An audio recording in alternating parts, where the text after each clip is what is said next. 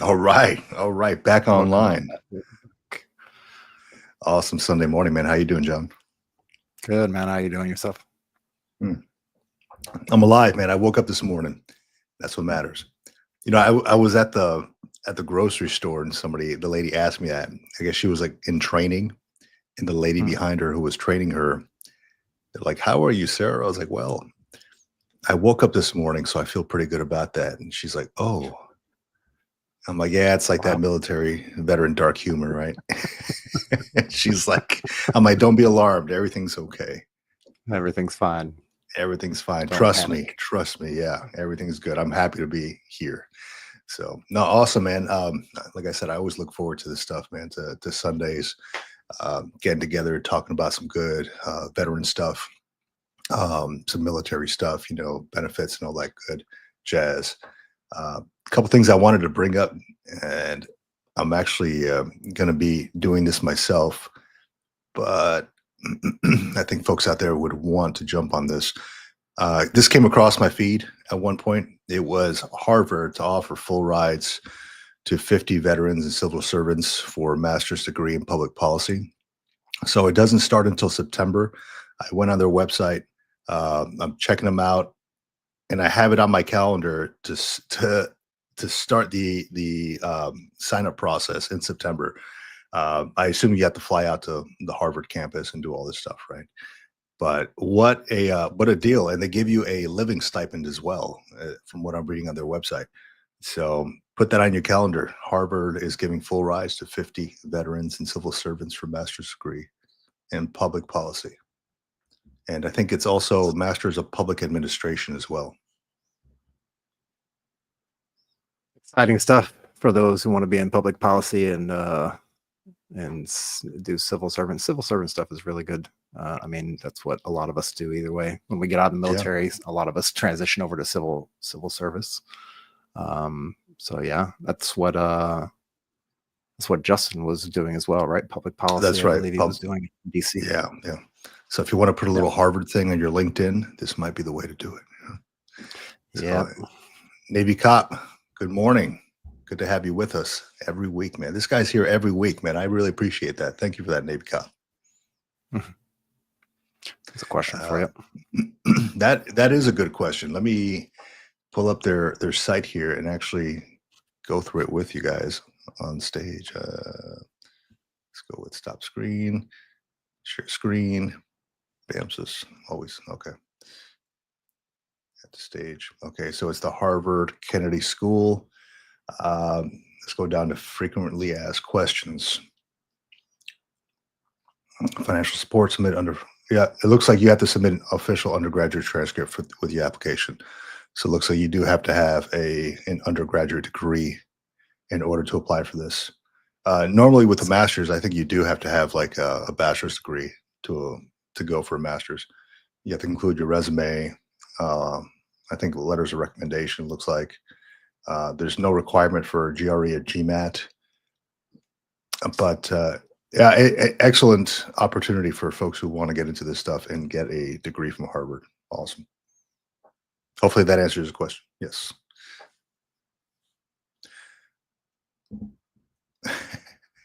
I might be competing against you, Crystal. We'll see. Oh man. So yeah, have fun with the Boston cost of living, though. That's one of those places. Yeah. That's right here. They give you a stipend, but I don't know how much the stipend is. So hopefully, and I sent an email to them asking them, "Hey, can I do this online? Is that cool? Can I just do it from the comfort of my own home instead of going all the way out there? Like I got like a mortgage and stuff. I got to do this stuff here." Right. I assume that it's going to have to be. You're going to have to go out there and all that. So not a big deal, man. Not a big deal. Throughout somewhere in between the show, maybe the beginning, maybe the middle, maybe the end, I'll keep you all in suspense. I will spin this wheel of random names, not random, but names that jumped on the contest that we're having for the commemorative concrete standing stone, just like the stone behind me, that 12-pound thing that you could chuck at somebody's head and cause some real damage. But we don't do that. Is going up for not for auction, but for a giveaway. And with the military branch of your choice. So through commemorativeconcrete.com. So somewhere around the show, I will be announcing the winner, and I'll put it up here live so everybody can see who is picked. And then I'll get a hold of the person after the fact. That's right. And just so everybody knows, public service announcement / advertisement. We support the show ourselves. It's all out of pocket. We do all the work. We pay all the bills. We pay for the electricity and the lighting and the cameras and all this audio equipment that we probably don't necessarily really need, but we like to have it so we can produce a good show for you out there watching, listening. And if you want to support us, the best way to do that is come check out the YouTube channel, youtube.com/@military retirement podcast, or at the Green Logbook as well. That's Victor's channel for his personal stuff with his military journey coming off of active duty and going into retirement. We also have a book out there for those who don't know. It's called The Bottom Line Up Front. It's basically a small little 10-chapter book to give you some good overview of what you should be thinking about as you're getting close to that point where you want to get out of the military. If you've done 6 years and you want to transition out, or if you've done 20 plus years and you're the crusty old sergeant major or the crusty old warrant officer trying to get out of service and go into civilian life. This book is probably pretty good for you to take a look at. I've given it physical copies that we're still working on to some folks here locally where I'm at, and I've gotten some really good feedback for it. So yeah, if you want to support the show, come check us out there. Check us out on the YouTube channel. If you're listening audio only at some point, you can check us out on Spotify, YouTube, Apple, anywhere where you can find audio podcasts. That's where you'll find us. So we really appreciate your support and continue doing what we're doing with your help. Yeah, it's hard to miss us. We're all over the place. But yeah, shout out to Crystal Salinas. She said it's her first time here. Happy to be here and learn. And just retired February 2025. Well, thank you for being with us. Yeah, it's a heck of a journey. It is, and also a heck of a transition process, right? To get your foot fully into that civilian life door. But that's what we're here for, to help you out. We're both John and I have gone through that whole process ourselves. So happy to help out with any information that we can. And I think, let me see, last thing I want to bring up before we bring up our guest is, let's see, share the screen. Just some news I came across about the VA. So the new VA budget pushes to privatize care, risking veterans' health care. Okay, so this might be coming up, right? As people start to retire and stuff, you may see a little bit of a lag in getting appointments and stuff like that for your VA healthcare. You may or may not. I don't know exactly where we sit with this, but it looks like about 75% of all new medical care funding is not going to the VA system at all. Instead, it is being shifted to outside private providers. That includes a $14.4 billion increase in funding for community care, 67% jump from last year, and no clear explanation. So look out for that. I'm going to be doing some more research on this stuff in order to maybe make an entire video dedicated to this. But I have heard through bills that are being passed that the VA budget is being pushed towards privatized care. And I was just watching a video yesterday on this guy who was trying to do a C&P exam, and he was they were trying to give him or make an appointment for him at an office 120 miles away from his location. I think somewhere in Connecticut. And I understand exactly how that feels, because when I did my eye appointment, it was a 30-minute appointment. When I was leaving the military doing my C&P exam, this is like for your VA claim, I had to drive 3 hours from San Diego to Palm Desert, which is literally 3 hours away, for a 30-minute exam, and then come back. So it sucks. Yes. I asked questions to like the management. I'm like, is there nowhere closer, like a day later maybe? And they're like, no, this is what we have available. It's either here or a month later. And at that point, I'm past my BDD processing time. So I'm like, okay, I'll take whatever you got. I'll drive to Palm Desert. I'll get somebody to drive me out there, get my eyes dilated, and come back. So Palm Desert was like 115 degrees out there, man. I don't know that I'd go back. Terribly hot. Terribly hot. Yeah, and that part of the transition when you're doing your C&P exams and trying to finalize things for your BDD process, if you're able to do that process, which is the best way to get your VA claims adjudicated and finalized before you get out of the military, you've got to take the short-term suck in order to get the long-term payoffs for that, definitely, and whatever they give you. Because if you try to reschedule, in most cases, most people I've talked to as well, they usually go and try to reschedule like months after the fact, and you can't really do it. So you just got to kind of deal with it. You're cornered into that time frame, man. It's like, you either fall within the BDD, and that's only 6 months to 90 days, right? So you have that time frame to do your BDD processing, and if you say no, they're going to push you out potentially past your BDD processing time, and now you fall within a normal VA claim time, which could take up to a year or more. So, choose wisely. Choose wisely, Padawan. Choose wisely. Yes, I'll bring up this one comment, and then we can move on. Speaking of, don't forget the VHIC Veterans Health ID card. If you're enrolled in the VA, also serves as the real ID equivalent ID. Mine just expired, so updating it soon. Thank you for that, Navy Cop. Appreciate that. Yeah, that's a good one. Navy Cop coming in with the knowledge, man. Thank you for that. Always. Awesome. Well, John, if you want to introduce our next guest, John. Yeah, let me preface it by this. Recently, I've kind of dove back into rediscovering what I want to do when I grow up, and rediscovering some childhood enjoyment, and picked up a Nintendo Switch. If you know what that is, you can go look it up online and Google. It's you probably have a couple in your house. I do.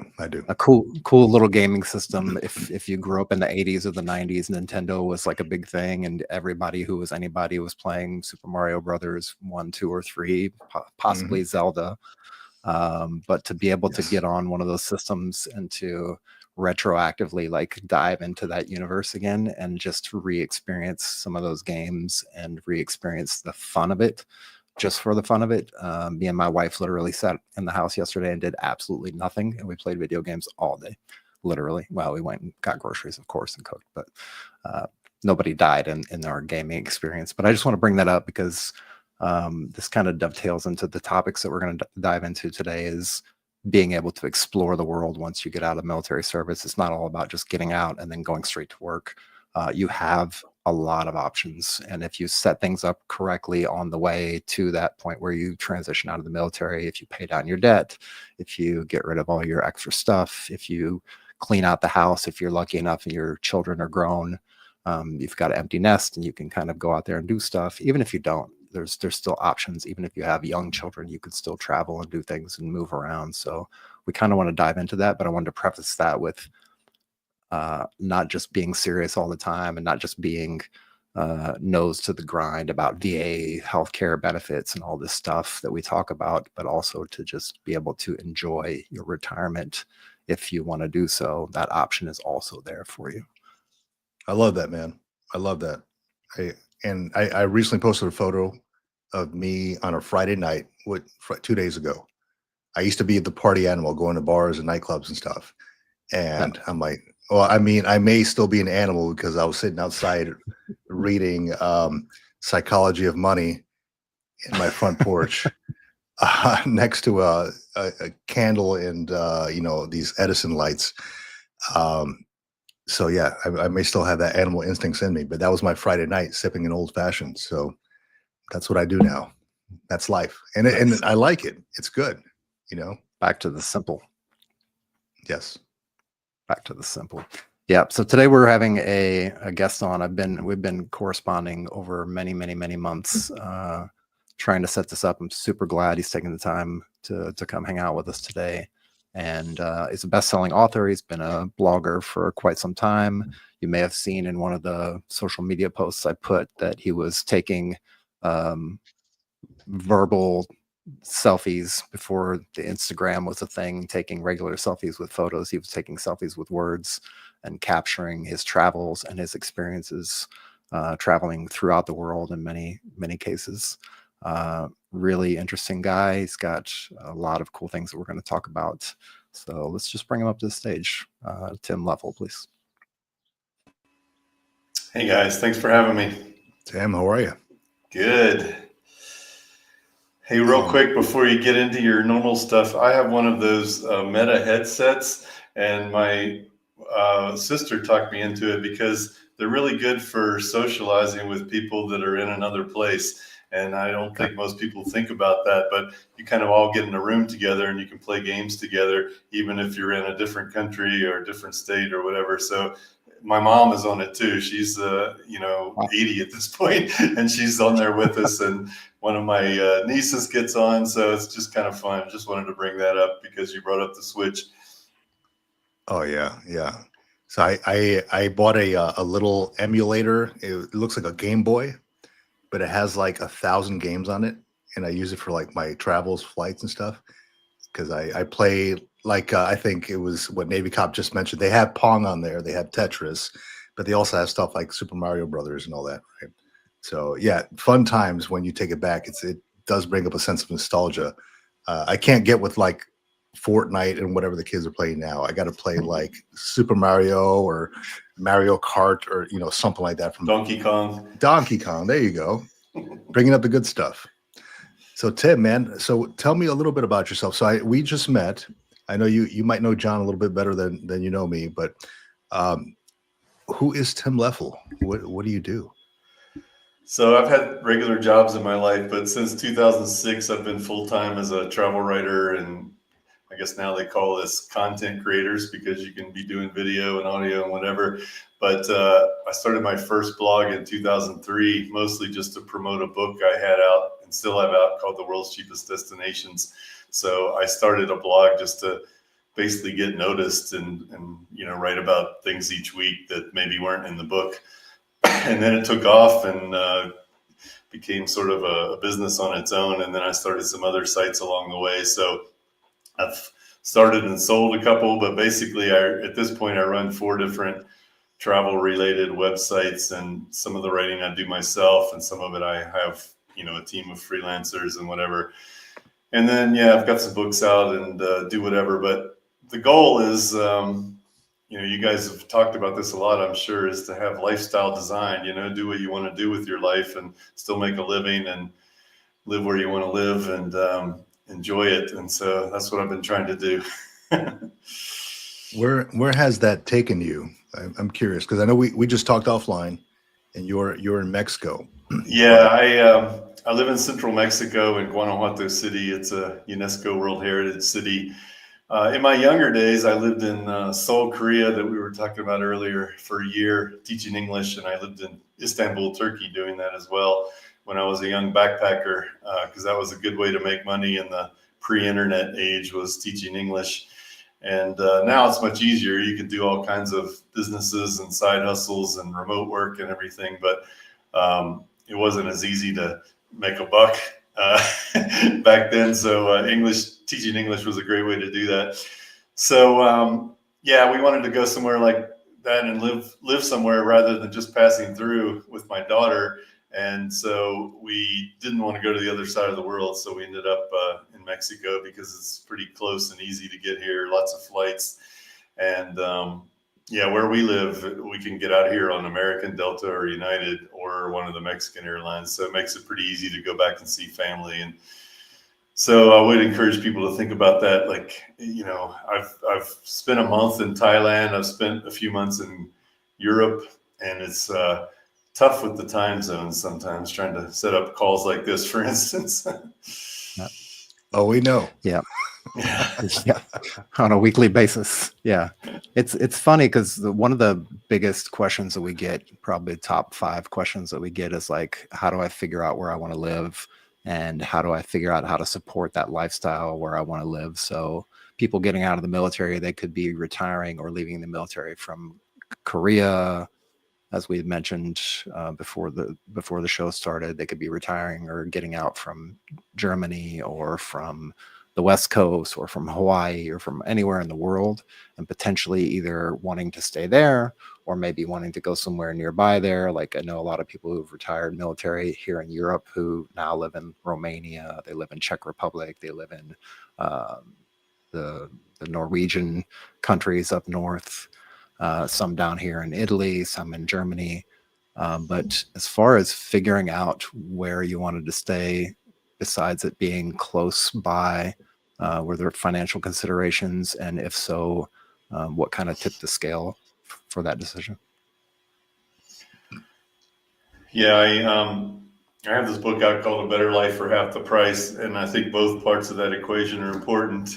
It's good, if you can cut your expenses and half of what you would spend in the U.S., but also you want it to be a place that you enjoy. You like the culture or the weather or the environment or whatever. And so I think, people should think long and hard about that, because there are shows like House Hunters International where it makes it look like people just go somewhere for a weekend and buy a house and and they live happily ever after. But it's not really reality. Even the show itself is not reality. So it's good to think hard on this, because you don't want to go somewhere and then 2 years later have to pick it all up and start over again, because it turns out it wasn't as great as it is on vacation. I've read a lot about that. A lot of folks who travel like Spain or places like that, it isn't what we thought it would be. Either the culture's different, right? People might not be so warm and welcoming in some places. So you definitely want to get your feet wet and test it out first for a few, and then maybe make the move, right? Yeah, ideally stay in a real neighborhood, not where all the tourists are. Yeah, that makes sense. So I'm curious, Tim, you live in Mexico. Do you speak Spanish fluently, like enough to get around? Enough to get around. I wouldn't call it fluent, but I manage. I'm in a city where there's not a whole lot of foreigners, so I do have to use it on a regular basis. But I feel like I'm at a plateau because I'm having the same conversations all the time. And so if I want to step it up, I'm going to have to get a tutor and work on some specific things. But my wife's is better than me, and my daughter was going to school in Spanish when she was here. So if she's remembering it all, hers is quite good. But it is important to make an effort at least. I mean, and Spanish is very useful. I think if you're in the Czech Republic or Hungary or somewhere, it's kind of harder to justify, because what do you do with it when you leave? But Spanish is useful so many places, so it's worth getting above a phrase book level and trying to being able to communicate with people and just to know what's going on around you and be able to understand what people are saying. It's important. Is there anything that you might have found as far as in your journey to learning Spanish? Because it's definitely a hump or a hurdle that people have to get over. For myself right now, currently learning Italian, living in Germany previously for 13 years, had to learn German for many reasons. One was having to pay taxes, but having to pick up the language so quickly and then being able to use it on a regular basis. Is there any kind of things that maybe you're looking into right now to see about ratcheting up your use of Spanish to better verbalize? Yeah, I'm thinking of getting a tutor, but also I'm going to return to a program that I used when I was starting out, which is called Pimsler. I know a lot of military and State Department people use that. Duolingo is fine, but it's like a game. It's not really going to make you fluent, I don't think. But I feel like Pimsler really builds it up, and there's a lot of repetition and drilling. And that's also what you want if you've got a tutor too, somebody that's going to make you speak, not just listen like you would in school. I took French in high school, and I learned a lot for writing and reading, but I felt like I couldn't speak or understand anybody. So it's what you want in the real world is to be able to communicate. And it's okay if you're making mistakes all the time, as long as you get your point across and understand other people's points. And so there's a lot of tools out there.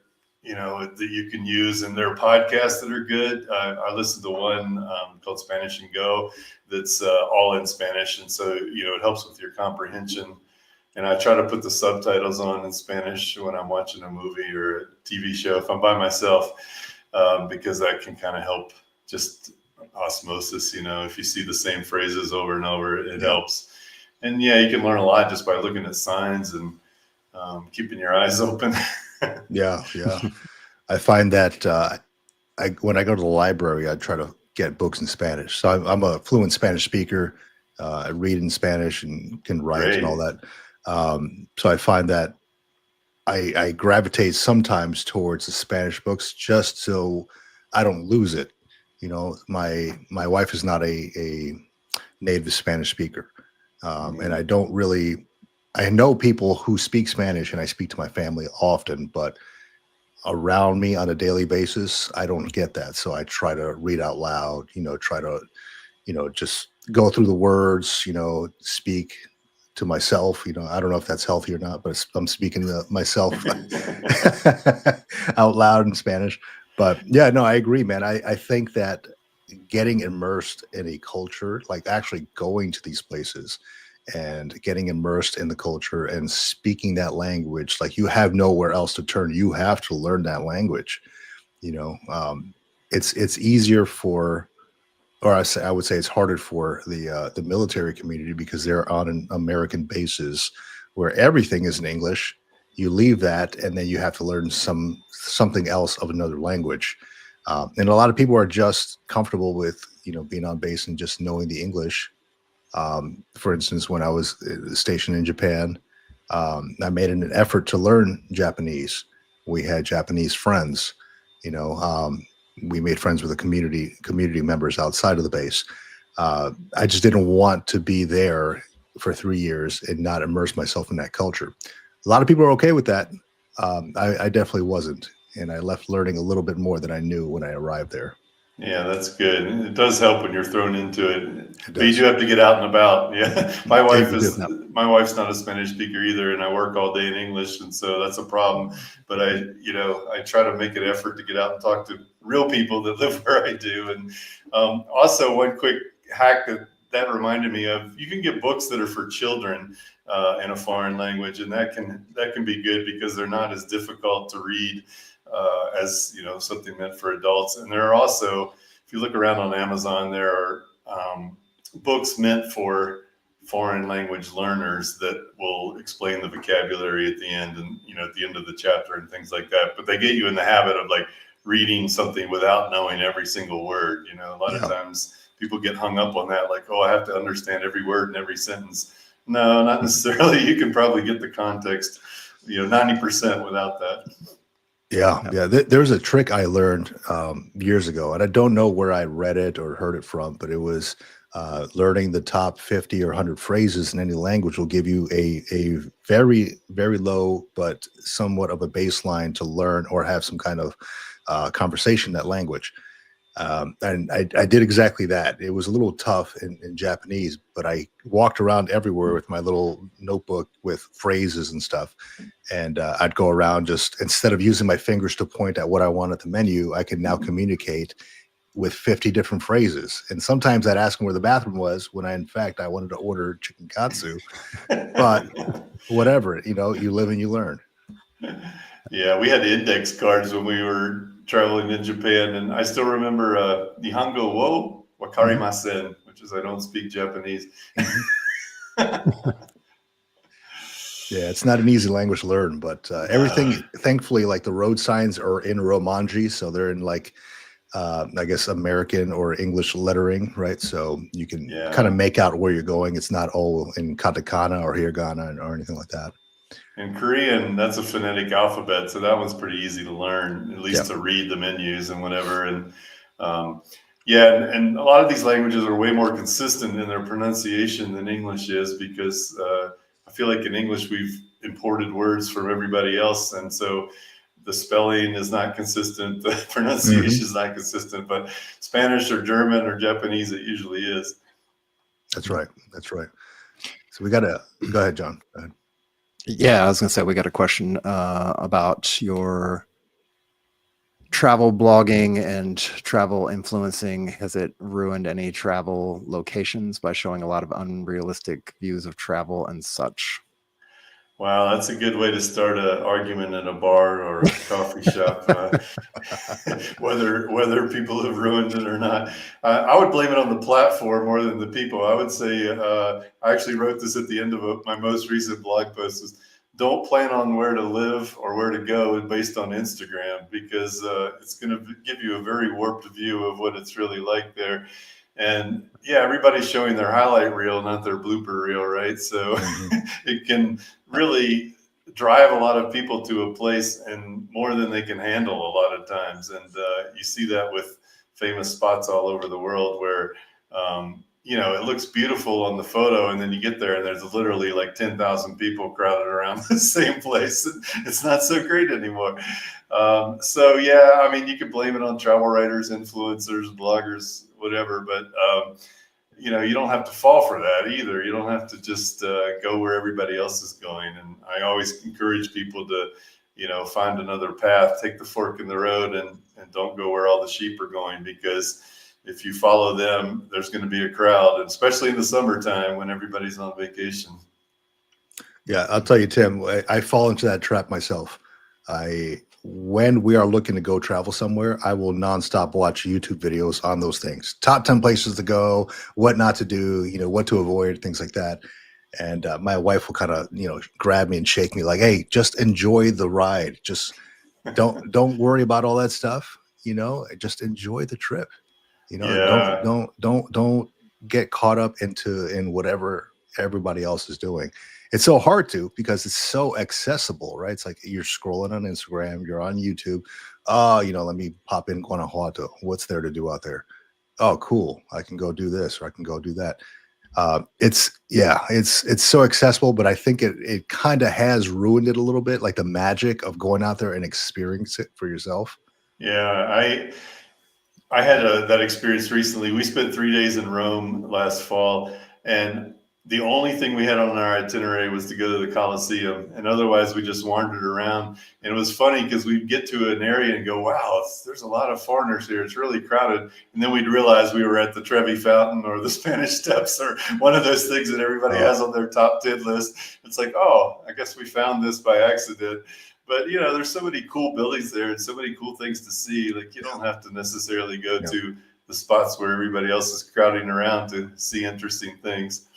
Yeah, that, or go at like 4 a.m. when there's nobody there, and then get your photos. Yeah, I did that in Dubrovnik in Croatia. I went first in the afternoon, and all these cruise ships had disgorged. There were thousands of people, and the old city was just packed.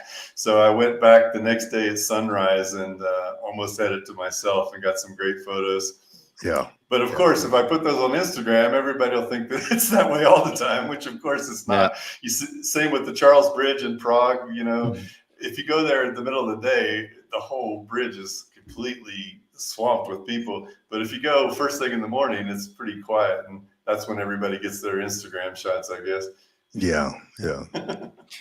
I like to actually go and maybe it's like a step down from doing that, from looking at locations online. But I actually like to look at, if I'm going to go to a place or a country or a region, I like to look at like the actual restaurants and the food that I want to try while I'm there, trying to get like maybe local cuisine if possible. But if there's also like some strange, really good Mexican taco place that happens to be in the middle of, Croatia or whatever, it's very interesting to me, and that for me allows me to take the path less traveled and look around on the way to go get food, go get lunch, go get dinner or whatever. But it's still kind of driven by like, what are people talking about and what are some places, or if you just go on like Google Maps and look and see. I'm curious to hear, as far as in your travels, what are some of the biggest, like, travel hurdles that you've had to overcome, like whether that's a banking or telephone problems. And of course, this is going to be very repetitious for you because you literally write about this basically every week. But for the folks who may have not seen Nomadico, or may not know your blog, or may not know your books, I want to kind of give them that and that introduction to some of these things. Yeah, sure.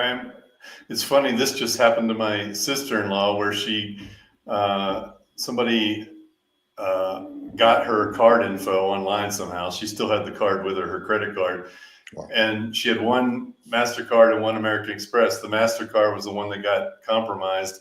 And she was on the island of Cyprus, and nobody takes American Express there, apparently. Oh, wow. And so she was pretty much stuck waiting for a new card to arrive. So I always tell people, have multiple credit cards with you. If you're a couple, have 2 or 3 each, preferably. And the same with debit cards. Like, you say, oh, I've got one checking account, I'm going to have one debit card. But, same thing. What if it gets eaten by the machine, or you make a mistake and leave it in there, or it gets lost or stolen? So it's always good to have backups, and there's lots of alternatives out there. If you get a card from Schwab or Fidelity, if you have a brokerage account in either one of those, you can set up a cash account and get their debit card. And the great thing about that is it will reimburse the local fees. So not only do they not charge a fee, but it'll reimburse the local ones. And some credit unions do that as well. And then there's other cards that at least don't charge you on their end. The Capital One 360 one, for instance, which, that's a really easy place. You can just set up a small checking or savings account and use that as a backup, or just use it when you travel. Make sure your credit card doesn't have a foreign transaction fee. Most of them don't these days, but some still do. And then, with the phone thing, is all these things have gotten easier over time. I'd like to point that out. Like when I first started backpacking before the internet, you were winging it. You were taking traveler's checks, this big stack of things.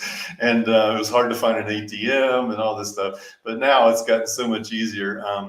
I have T-Mobile, and that works around the world, which is really handy. You can make text from anywhere. You can get data from anywhere. But if you don't have their plan, you can get an eSIM now everywhere, which means you don't have to take your phone apart and stick a physical card in there. You can just download the app and you can be good to go. And it's not very expensive. Like a month will cost you $20 or $30. And that way you don't have to pay the outrageous, $5, $10 per day thing that your local carrier might charge. So, and then of course you can use Wi-Fi when you can make phone calls on WhatsApp or FaceTime or whatever, Right. If you're on Wi-Fi. So, there's ways around it, but Skype just disappeared, which is interesting. Like that was what everybody used in the good old days. And when that came along, it was a revelation. But I guess now everybody's using Zoom or FaceTime or WhatsApp or something else. So it wasn't as useful for them anymore to keep maintaining it. So you're in Mexico, so you have T-Mobile, so it's covered, right? Yeah, and there's a risk that I could get cut off at some point, but our daughter's on our plan too, and she lives in the States. So okay. I think that kind of helps us. But I make sure every time I go back to the US, even if it's just a layover, I'm making a bunch of phone calls to make sure it shows up. They're like, this guy's not living in Mexico. He's definitely not. But actually, down here, if you have a Telcel plan, it basically treats Mexico, USA, and Canada as one big region. So you can still, if you have a local Telcel plan, you can still call back to the US and Canada, no problem.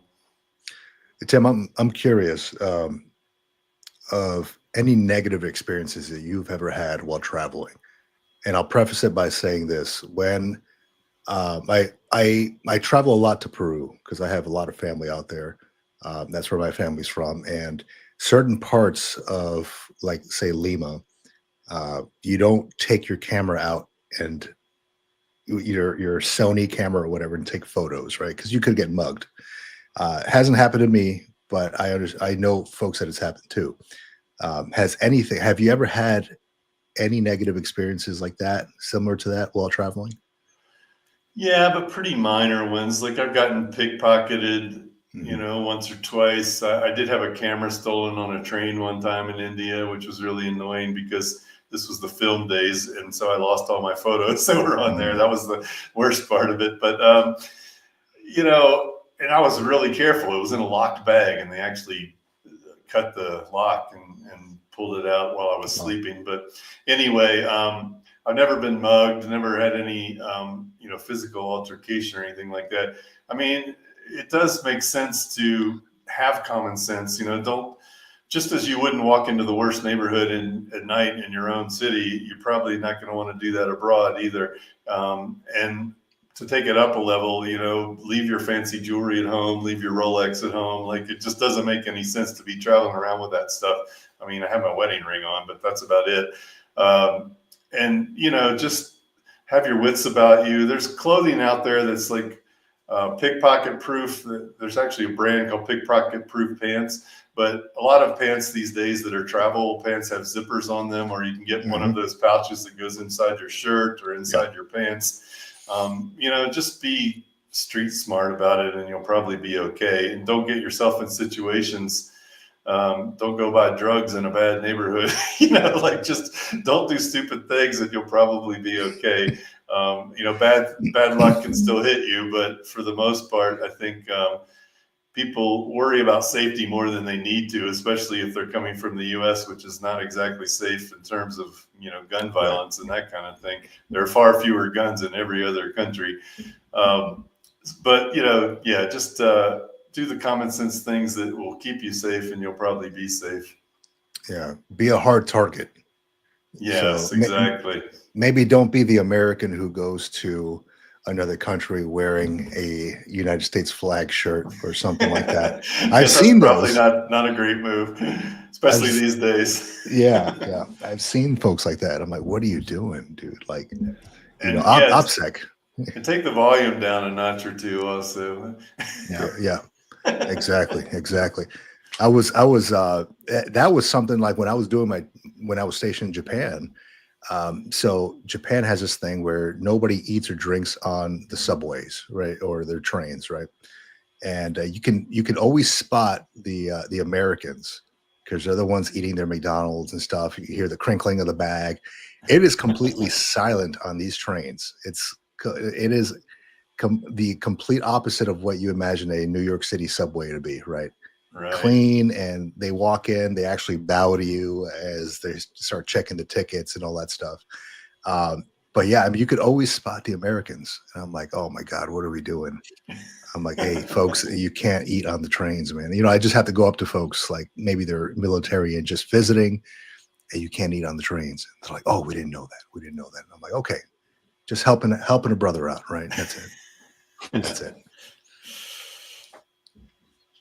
I want to ask you, before you started doing all this traveling, all this travel writing, blogging, and eventually finding your path, what kind of things did you kind of put together in your mind that allowed you to kind of unlock that passion for travel and that passion for writing, and allowed you to then take that and turn it into something that can support you in your travel, support you in paying for, you know, your house and groceries and all that stuff, and allow you to live a comfortable life? I'm trying to figure out like what that kind of conversation was like, and did it immediately then turn into what it is now, or how did that path look after you made those decisions or came to that conclusion? No, it took a little while, and I would encourage your listeners to maybe start a side hustle and let it build over time instead of just trying to leap full in and figure that you're going to replace your old income, because it does take a while no matter what you do, you know, unless you get a remote job that's exactly like your old job and pays the same, which is probably pretty rare. So when we first started backpacking around the world, I had left a corporate job that I had for 7 years. It was a fun one. I worked for RCA Records in the music business. So it wasn't a boring corporate job, but it was still a corporate job. And we went traveling, and I was looking for something to do to make money. And so I mentioned English teaching, but I also started looking into travel writing when we were doing these around the world trips. And I started getting some things published in magazines and whatever. And then when we got back to the US, I got another corporate job because we were going to have a baby and I needed to make some real money. But I kept the travel writing going, and I started the blog, and I put out the book, and I kept doing magazine articles here and there. And eventually, when the internet started really taking off, I found that there were lots more paths to monetization, as they say. It was a lot easier to make money from it. So that's 2006 is when I totally stopped whatever I was doing. As far as I had a sales job for a PR firm at the time. I stopped doing that, and I just went full time into the travel writing and blogging and book royalties and whatever. So it was eventually a path to profitability, I guess, but it was a long path. It wasn't something I just took the leap off the cliff because, first of all, I had a family to support, but I just didn't want to take that risk. I wanted to make sure that it was valid and I was going to make a monthly income. It wasn't just going to be a up and down roller coaster the whole time. So, now I make a pretty steady living. I put a kid through college with no debt, which is something I'm proud of because that's not easy in the US. And now with all the, student loan up and down stuff, I'm really glad that my daughter doesn't have that chain around her neck. But so I make a decent living at it, but living here in Mexico helps a lot too, because when the pandemic hit, everybody stopped traveling and nobody was reading about travel, and our income took a nosedive for about 6 months there. But we own our house here free and clear, and our expenses are pretty low. So that helped us get through those dark times that everybody doesn't want to ever go through again. Yeah.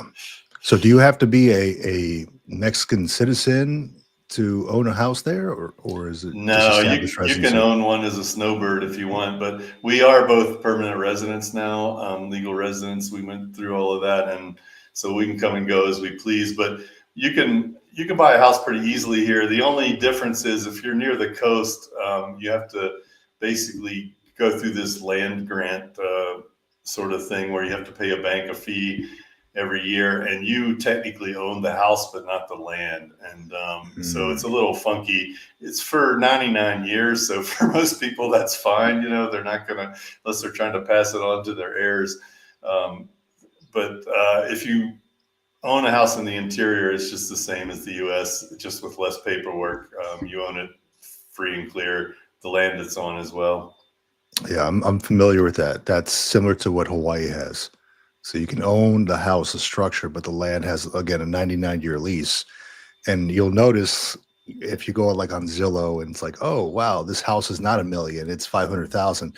Well, that's because the lease is going to run out and they're going to renew it, right? So you're going to have to pay this hefty fee. So that's why it's like half the price. But yeah, Hawaii does the same thing. Yeah, and I don't think it's a big deal because if in Mexico anyway, if you sell it, it starts over again. And so, yeah, they do have to pay a fee to set it all up and everything, but the clock starts ticking again. So if you sell it, it doesn't really matter that you've got this land lease thing. It's just extra fees to pay. By the way, my property insurance, my property tax each year is something like $220 or something like that for the whole year. And this is a 4-bedroom, 2-bath house that we're in. What am I doing? What am I doing here? I need to. This is the whole reason we're doing this show, Vic. The funny thing is they give you a discount if you pay early. Like if you pay in January, you get 20% off. Oh man. San Diego is not very friendly when it comes to that. So yeah, I used to live in New Jersey, right across from Manhattan. So I feel your pain. Yeah. So I often tell my wife, I'm like, hey, once the kids are out of the house, we can do whatever we want. Let's go to Mexico. Let's go to, like, we're talking about Guatemala too. Let's go and explore a little bit, live 6 months or a year here, there, just bounce around because we can do that. Yeah. That's something I should address real quick. You hear this phrase digital nomad because there's a lot of people that just keep doing that, forever or for years anyway. Most countries will let you stay for 3 months. And so you can go try it out and spend a while there. Some of them will let you stay for 6. Mexico is one of those. And then the Republic of Georgia will actually let you stay for a whole year.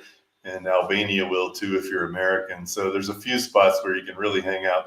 Where you get into trouble is the Schengen zone in Europe. You can only stay 3 months out of 6. So then you have to leave and go somewhere else on another continent or a country that's not in the Schengen zone. But I just wanted to bring that up because it doesn't have to be a full-time all or nothing thing. A lot of people are snowbirds too. They just, especially if they're up in Canada or Michigan or somewhere, they'll go fly south for the winter for 6 months and then they'll go back again. Yeah, I think that's what Yeah. we're going to do. Yeah. Go ahead, John. No, I was going to say, tying into that as well, for those who may be wanting to try to do that or experience that, if yourself, Vic, you want to go and live somewhere for 3 months or 6 months, I wanted to bring up something that just came up on the Nomadico newsletter. Actually, it's come up a few times, but being able to do like a house swap, or figuring out how to do something with your house back in the States, if you have a house in the States while you're gone, because I think a lot of people don't really consider that, or don't think about it, or don't know the ins and outs of it well enough to understand that the possibility to then do a direct one-on-one swap with somebody overseas in another country for 3 months is something that's available to people as well. And that kind of would lower the barrier of entry for people to actually be able to leave the country and do something like that. Yeah, we belong to a couple of those programs. The biggest one is HomeExchange.com, and we've used it a lot. I mean, what people don't understand, I don't think, is there is a point system too. So you don't necessarily have to be doing a direct swap. Like we stayed at some places in Greece where they didn't want to come to Mexico, but we had points built up from people staying at our house that we didn't do a direct exchange with. So we have done one-on-one exchanges where we've gone to their place and they've come to ours. And sometimes you can do that at the same time. Sometimes you could do it at a different time. But there's a point system too. So you don't necessarily have to be doing that constantly. And then, there's also ways to rent your house out short term, the obvious ones through Airbnb, but there's also, companies looking for houses to rent for 3 or 6 months because they have an executive that needs to stay somewhere. Just look at it and think creatively. There's lots of ways. Or maybe you've got a friend who wants to come try out where you live, and they want to just live in your house for a while. There's also pet sitting services where you're not getting money, but if you've got a pet back home, you don't want to put them in a kennel. That's a way to have your pet taken care of while you go travel for a month or two. There's lots of systems out there, and the internet once again has made this easier because people have ratings, and you can see that they're trustworthy and all that. And also the question I get a lot is like, oh, well, aren't you worried about the stuff in your house? If people are coming to stay here. I mean, we've never had any problems. I mean, when we rented it through Airbnb, every once in a while, something got broken, whatever, but it was an accident. It wasn't anything intentional. Nothing ever got stolen. And when you do those home exchange things, it's a closed club, it's a membership, and the people are also letting someone stay in their home. So, there's some mutual respect there. And so we've had nothing but positive experiences doing that. Yeah, I'm glad you addressed that. That was going to be my next question. Like, how do you trust somebody when they're coming? Yeah, and there is a deposit if something goes wrong. But Okay. Yeah, we've never had any problems. And also, you don't have to make the whole house sterile the way you would with Airbnb. Like, you can leave clothes in the closet, some stuff, condiments in the fridge, and whatever. Nobody's going to get upset if it's a home exchange. You just have to, clear out enough room for them to have hanging space and leave them a few drawers and whatever. But if people are coming to stay in your house for a week or two, they're not going to be bringing all that much anyway. So for us, it's been pretty easy, and we've had great experiences on both ends, staying in other people's places and staying in ours. And it's also kind of a way to monetize your asset without any real money. Like, there's no tax implications with a home swap, so you don't have to worry about what you report and don't report, because you're just basically doing a barter, and there's no tax value to it. Excellent. Is there anywhere you've seen through your digging through these different resources where people have there's a site or a club or a group that does house sitting specifically, like only house sitting? Like, if they want to leave the house for 3 months, I saw a couple little posted ads with the phone numbers hanging down on them for local. If you want to come and stay for 3 months, we're going to be gone. Just make sure you take care of the house and you can live here and blah, blah, blah. Anything like that you've seen resources? Yeah, I see it more though on Facebook, like in Facebook groups. And that's something we should probably talk about. If you're thinking of living somewhere, go join the local Facebook groups or one of them, because probably every question you've got has already been answered in those. And that's also where people will post things like that. They'll say, hey, we're going out of town for 3 months. If anybody wants to use our place, you just got to feed the cat and water the plants, or, you know, Right. they'll have a price for rent, but it'll be below the market rate, and it's worth doing because they just want to have somebody in the house so it doesn't look empty for 3 months. So yeah, I definitely, whatever you think about Facebook and Meta and whatever, those groups have a big value and advantage. If you can, even if that's all you do on Facebook, if you can go join those, it's a place to get your questions answered, and it's a place to connect with other people before you get there and find out where people hang out. And if you want to meet other expats, find out, you know, ways to do that. Sometimes there'll be a certain bar or coffee shop or English library or whatever, and you can kind of get clued into all those things before you get there. Yeah, I'm gonna have to look into those. I understand that they exist, but I've never actually made the time to actually go and check these things out. I would love to sit somebody's house somewhere and, you know, just hang out there and just see what it's like, right? Yeah.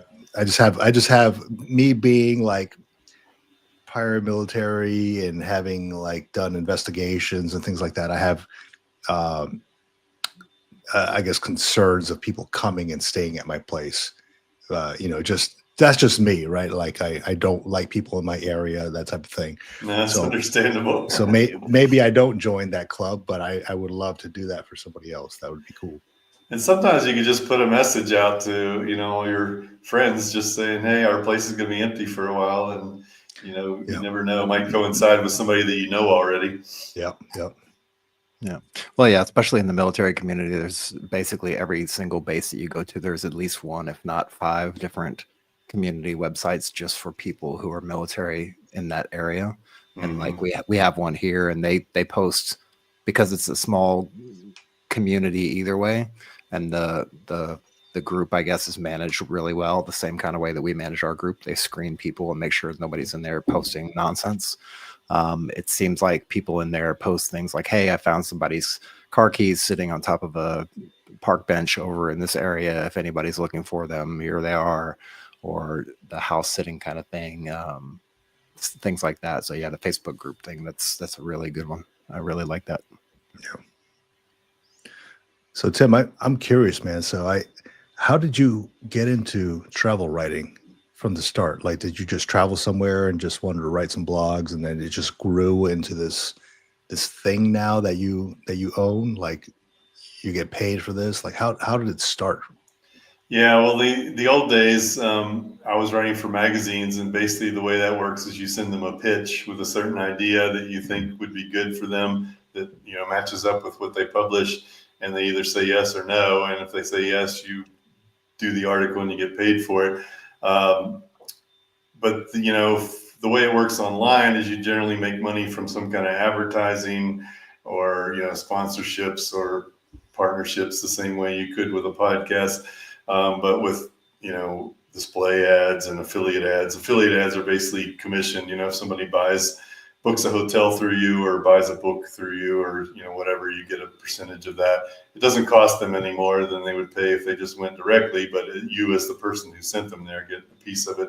So it can add up, you know, if you have enough traffic and you've got enough interest. And then the Nomadico newsletter that John mentioned that's on Substack, we have paid ads on there at the end that people can buy. And then same thing, we do affiliate links to Amazon or whatever. But, you know, it's a lot of juggling. I say that I'm a professional plate spinner because, you know, you got to keep all these things up in the air and keep them from crashing. So it can get a little complicated, but I think this way is so much better than the old days, because when I wrote for magazines, you have to get permission from somebody in order to write a story. But when you have your own blog or your own website, then you can publish whatever you want. And that maybe means that there's more crap out there to wade through. But, you know, the upside of that as a publisher is if you have a good idea for an article, you don't have to wait for permission from somebody to write it and publish it. You can do that on your own. And, you know, sometimes maybe an editor would say that's not a great idea, and they're completely wrong, because then it takes off and does really well. And I've actually had things where I've written to an editor with an idea. They've said no. Maybe I've written to 3 editors, and that's happened. I've put it up on my own blog, and it's ended up getting, you know, hundreds of thousands of views. And I end up writing articles about it for something else later. So yeah, I mean, the gatekeepers aren't experts either necessarily, or they're not always right. So and I'm not always right. Like sometimes I think something's a great idea and it'll get crickets, you never know. Yeah, yeah. Well, I love that, man, because you have the freedom of writing whatever you want. You learn how to turn it into an income, really doing what you love. And like John and I speak about this a lot in our podcast on the YouTube channel about finding your passion. And a lot of folks is, after they retire from the military, move somewhere and figure out what they can do after the fact. Not necessarily that they should become travel writers, but that's part of the hurdle. And I love that you found yours. Yeah. And And a lot of folks are still trying to navigate theirs. And whatever that passion is, there's probably a way to make at least a little bit of money from it. I mean, there's got to be an intersection of passion and commerce. Mhm. If you're the only person in the whole world that cares about this thing, then probably you're not going to be able to make any money from it. But, there are people that have websites about crafting and really specific gardening things and, vegan diets and all this stuff, you see all these boards on Pinterest with crazy specific pictures, So there are tribes out there for all of these interests. If you can find a way to connect with them, there's probably a way to at least create a little side hustle that'll pay your grocery bill. No, yeah, just film yourself like gardening in your Guanajuato backyard, and there's going to be somebody who's watching that, right? Yeah. You see all these RV channels, on YouTube and van life and things like that. I mean, they're just enjoying their life traveling around in RV, but then next thing they know, they're making a couple grand from it. So it's a beautiful thing. It is. It is. That's the beauty of the internet and in our life now. That's great, man. And what's the name of your book one more time? We'll show it to the audience here. A Better Life for Half the Price, and that's my book on moving abroad. I'm going to do a new edition that'll come out next year because there's been some changes here and there, but for the most part, the information is still solid. The prices are in the ballpark. There's just been a couple places like Argentina and Portugal where either the fiscal situation's gotten different or it's just gotten popular. In the case of Portugal, and prices have gone up. And then like Malaysia used to have this thing called My Second Home where you could sock some money in a bank and get residency, and they basically tripled the amount you had to put into a bank, and so it's not nearly as attractive anymore. So I've got to make some adjustments on things like that, but the information is still good. The countries are still pretty much, they could still offer you a half price life if you move there. Just keep in mind that if you live in New York City or San Francisco, you can go pretty much anywhere in the world and get a half price life, except for maybe London or Oslo or something. But if you're in rural Kansas, then you probably are going to need to temper that a little bit. So maybe you need to go to rural Portugal and not Lisbon, or you need to go to a smaller city, not the major capital, to get that half price life. I'm glad you said that, because you're going to have somebody from like rural Kansas. Hey, I was watching the military retirement podcast and Tim said I can get it half price. Damn it. And now I'm here and I can't afford anything. But you will get cheaper health care no matter where you go. That's for sure. That's right. Yeah. That's right. Unless you have VA benefits, but that's as you mentioned at the top, that's getting more problematic as well. Yes, it is. It is. So more to come on that, definitely. Tim, man, what is the most asked question that you get regarding travel? People always ask me what my favorite place is, and that's really difficult. That's like asking a mother who has 12 kids, what's her favorite one. So that one's always kind of hard to answer. Sometimes I'll be snarky and say wherever I'm going next, because it just depends. Like, I love Peru. You talked about that. I've been there 5 or 6 times, and it's one of my favorite places. And I love the mountains, and so I like getting out into the mountains of Peru or Nepal or Patagonia or whatever. But sometimes you want to go sit on the beach, or you want to go to a thriving city, and so it's a different answer. So it kind of depends on what you're looking for and what your mood is. I don't think there's any perfect place out there in the world, and obviously I like Mexico because I moved here, but you know, it has its problems too, just like anywhere. And so Yeah. I guess that's one of my favorite places because I'm here most of the time when I'm not traveling. But you know, I do want to get out of here and go other places still. And I love traveling around Europe for completely different reasons than I love traveling around Mexico.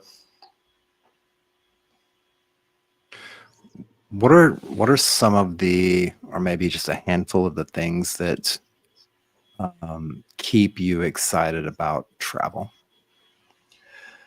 I've had a couple times here and there where I've gotten kind of jaded, and then I realized it was because I just was going to places that weren't that interesting. And so I think what keeps me excited is going to places that are kind of different and maybe challenge my perceptions a little bit, and where I see things that I haven't seen anywhere else or wouldn't have seen before. And so I've been a little more selective lately. Like if you're a travel writer, you get invited on trips a lot of times because places want you to write about them. And I used to say yes to everything when I was younger. I was like, yeah, I'd love to go to Boise or Bloomington or, you know, Battle Creek, whatever. I'll go check it out. But then, you know, after a while, I started thinking, well, is there really something unique there that I can write about that I can really get excited about? If not, then maybe it's not the best thing for me to do. I should leave that spot for someone else. And so I've gotten a little more selective over the years. But I've also embraced slow travel more after my daughter went off to college and then went on her own, because it was hard for us before to go somewhere for 2 or 3 months at a time. But we've been doing that more lately because we're empty nesters now. And I find that kind of travel a lot more gratifying because you can take your time and see more and get more immersed in a place, and also take some side trips to maybe places where you're the only foreigner walking around. And that's kind of fun, you know, to see it, to see the place that hasn't shown up on Instagram yet. Yeah, I love that you brought up slow travel, because that's something we're looking at as well. It used to be that we would fill our itinerary with so much, and it's like, hey, we can do 2 days here, 2 days here, 2 days here, and it's like you're constantly go, go, go. You got to figure out different hotels, and you leave tired, right? You're more Exactly. tired. You're not. You went out there for the wrong reasons. At least that's how we used to do it. Now we're looking at maybe let's spend a week, 2 weeks here or 2 weeks there, just live amongst the locals, go sit at a coffee shop, go just people watch, you know, sit at a park. We don't necessarily have to go see these touristy areas. Just talk to people, like Yeah. do what the locals are doing. Last year we spent, when we were in Europe, we spent 7 or 8 days in this city in Spain called Zaragoza. And I had two different people say to me, "Oh, I've been there. There's not that much to do. Like, why did you stay there so long?"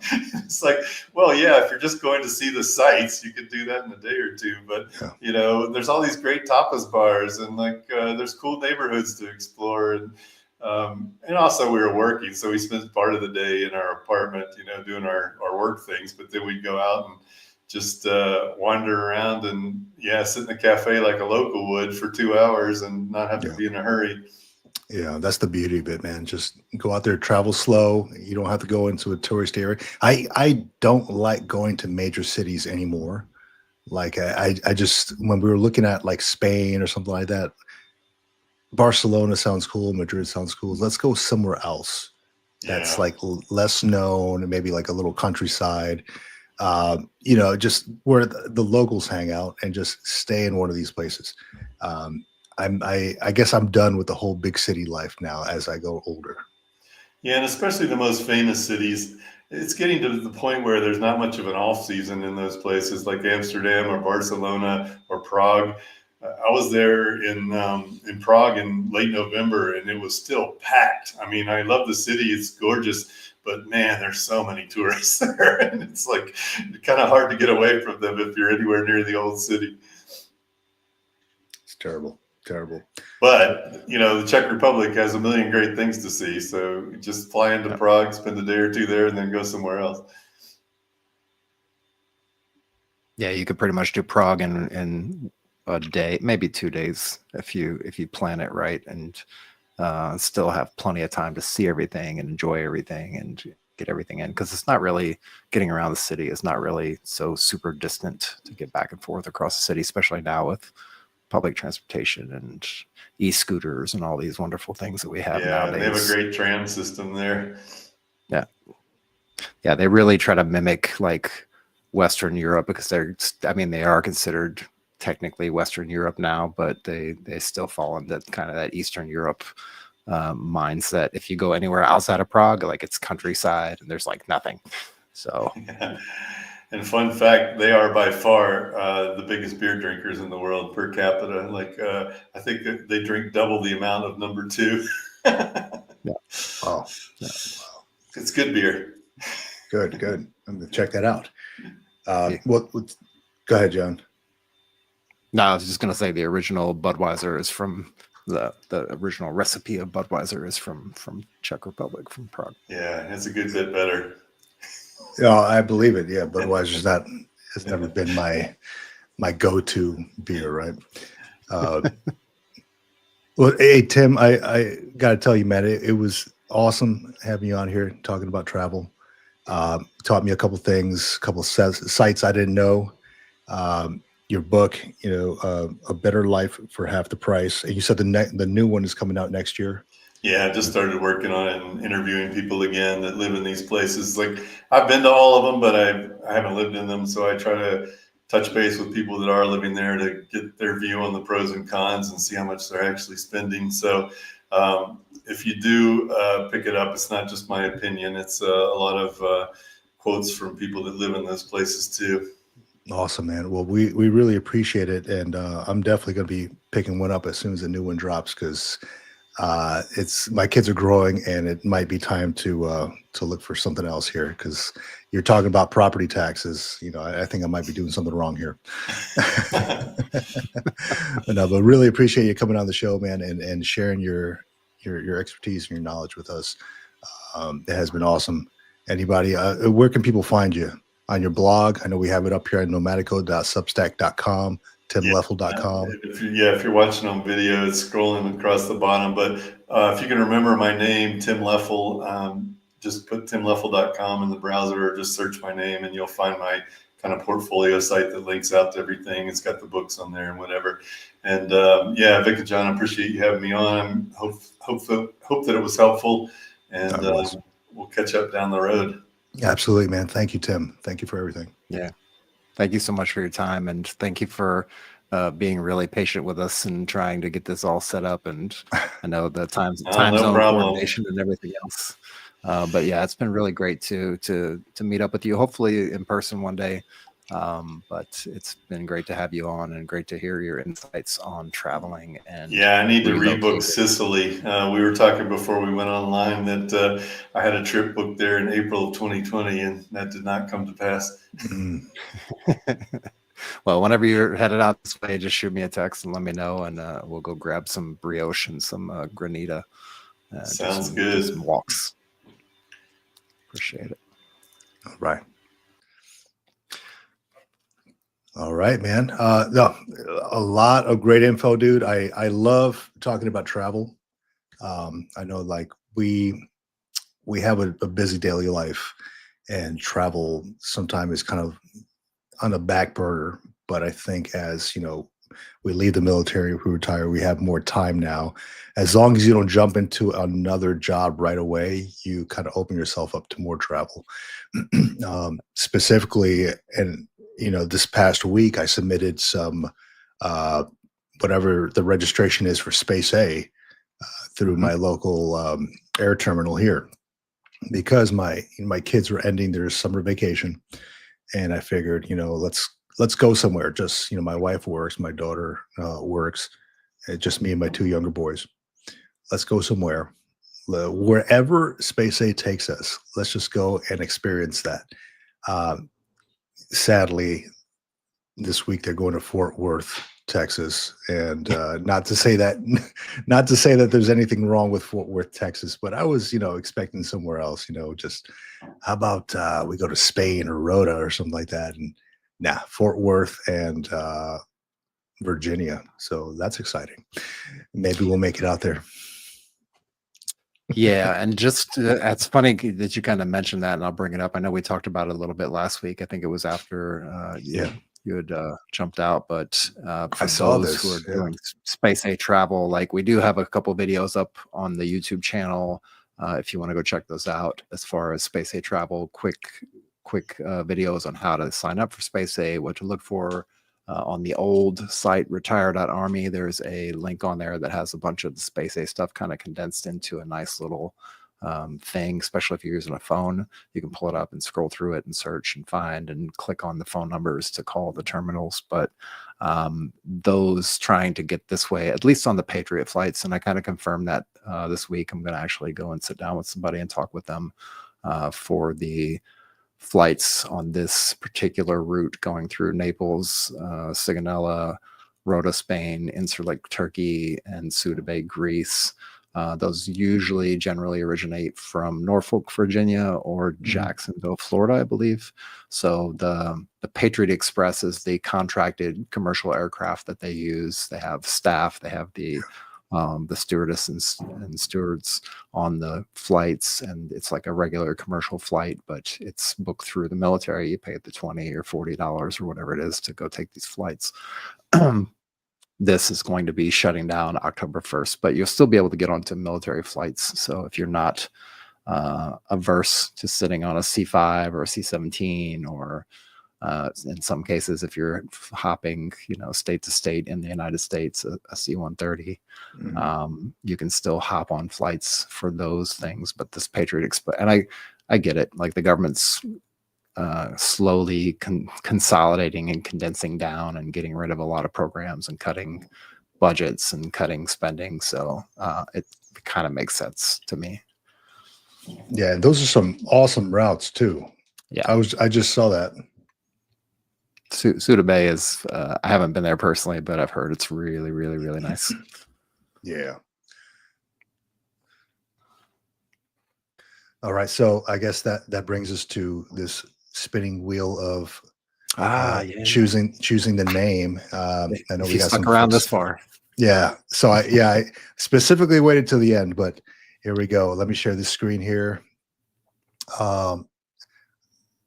Oops. I don't know what just happened. Did I just kick you off? What happened? I think my battery just died. Oops.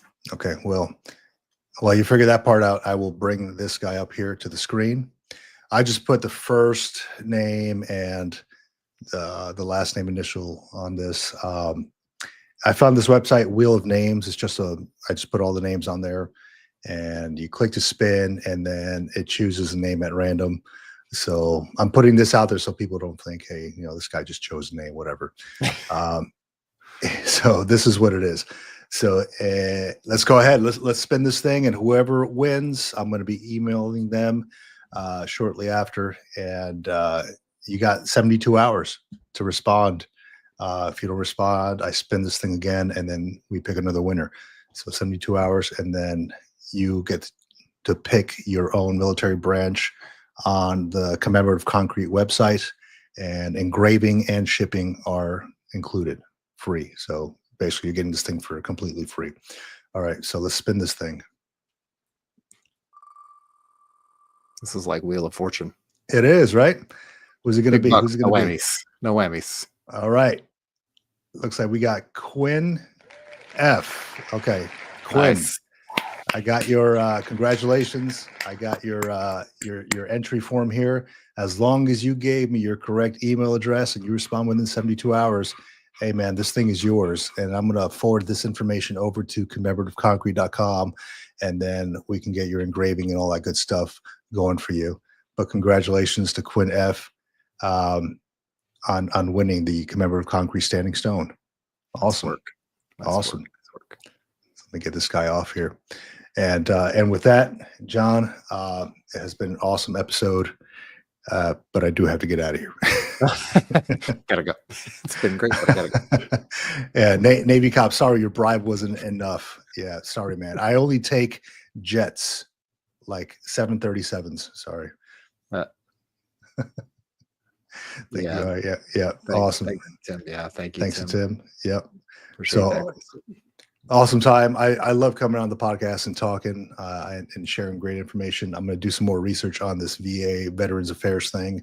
I'll email Quinn shortly. Probably, Quinn, if you're listening, expect an email from me in about an hour or two or so. I got to run a couple errands and I'll come right back.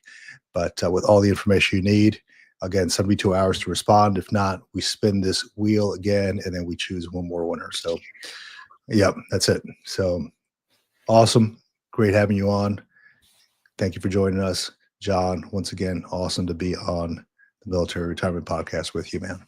Always fun, man. Always fun. I love it. I enjoy it. Awesome. With that, out here. Out here.